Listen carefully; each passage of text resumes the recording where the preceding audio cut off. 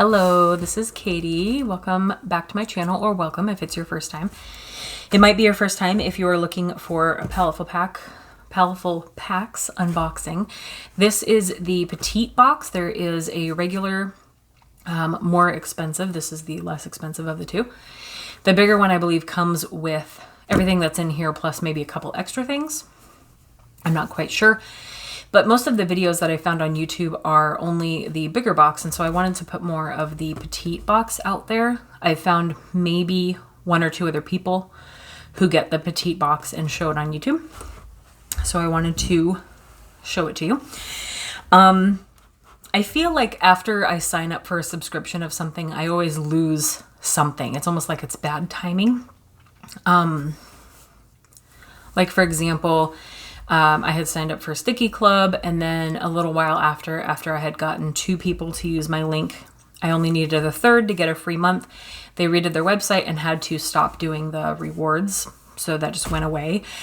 Let's Make Art, I think lately, the last couple have been, they have normally 4 projects. They've been doing 3 and then like a Get Creative.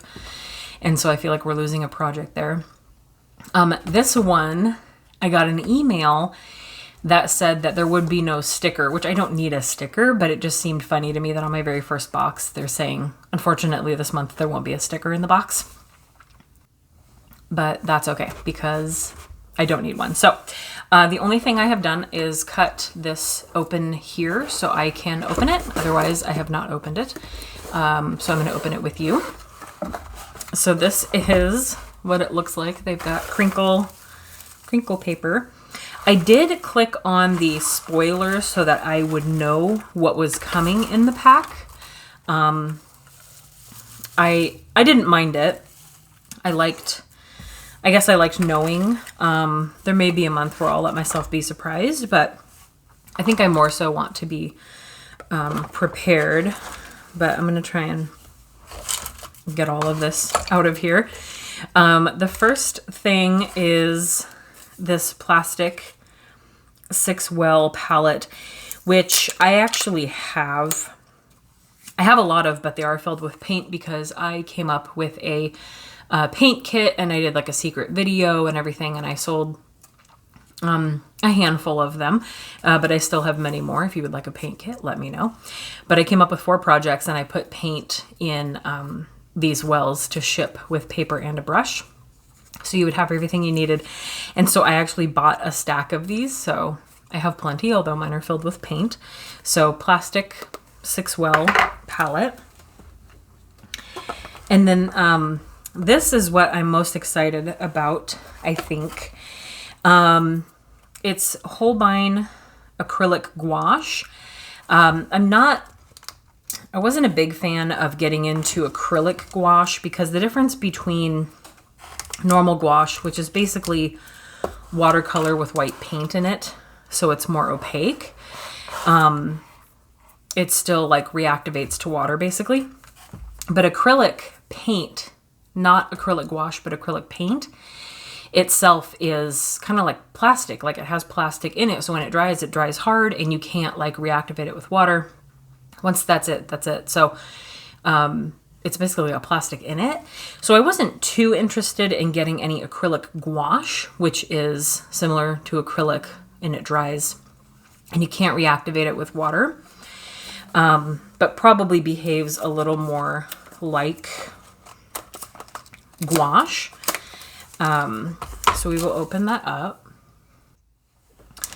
All right, so Holbein, which is a really good brand. You get 5 of them, so you're able to mix between red, yellow, and blue, carmine, lemon yellow, sky blue, and then you get jet black and titanium white, so you can lighten that. You could lighten the red to pink, and that's what that looks like. So it'll be interesting to try that.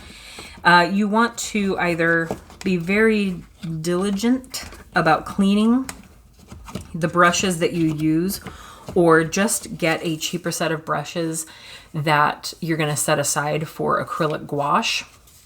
I do use my current brushes with regular gouache since it doesn't have any plastic component to it.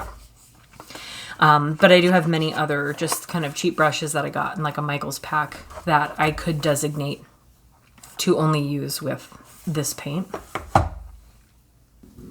And then the next item is a knitted eraser. It'll be interesting to try a different brand. I think so far I've only gotten one brand, and I've used one knitted eraser for so long, and I was honestly kind of disappointed because this is the one, I think, that one, is the one I've used forever. It's basically like playing with putty. This is the one I've used forever. Very putty-esque, stretchy.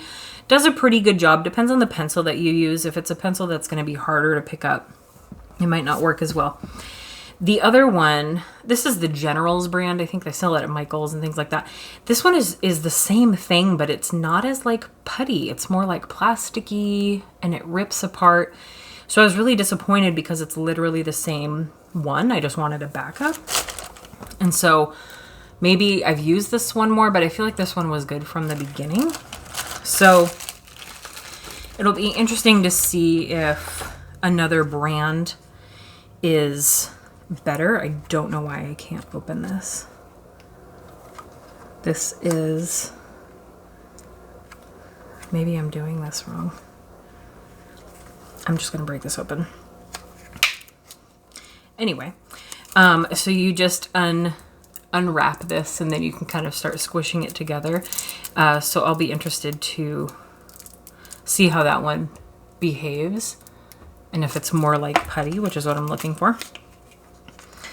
So there's that, and then there is this Robert Simmons number 2 E60 flat shader brush. The handle feels kind of cheap. I think the retail said like 7 something. If I can find these items anywhere on the internet, I'll link them down below so you have an idea as to what they cost. I don't know if there's anything under here explaining what's in the box. Normally a subscription box would have a card saying this is worth this much, this is worth this much, so that you know you're getting worth what you paid, basically. It's an interesting brush. I don't really like the tube handle. It's not that comfortable to hold. The brush seems like a fine quality.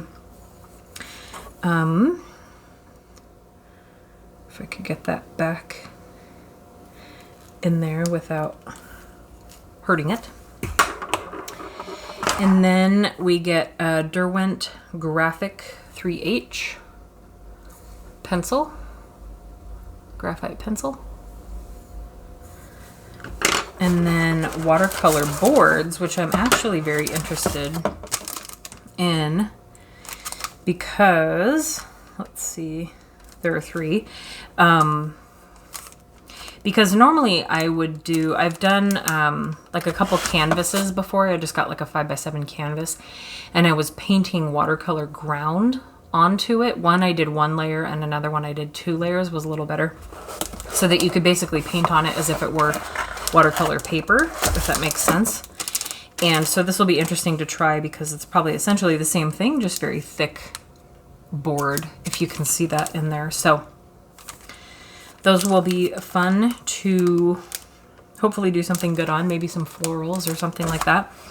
So that is the whole box. Those are by Crescent Creative Products. Lyra, Germany for the kneaded eraser. And then, yeah, so if I can find each of these, I will link them down below. I think after tax, it was like 29 something. I think I just rounded up to 30 for budgeting purposes. But I think it's like 29 something shipped each month for the Petite box. And but I'll link the website down below so you can take a look at the subscriptions and the options. And yeah, so that is the September September box. Paletteful Petite packs, Paletteful packs Petite. And yeah, that's it. And this. So sorry, forgot about that part. That was on top. Thank you for watching. I'll see you guys next time, and I will keep showing these each month. So come back next month for another petite pack, and we will take a look at it together. Thanks for watching. Bye.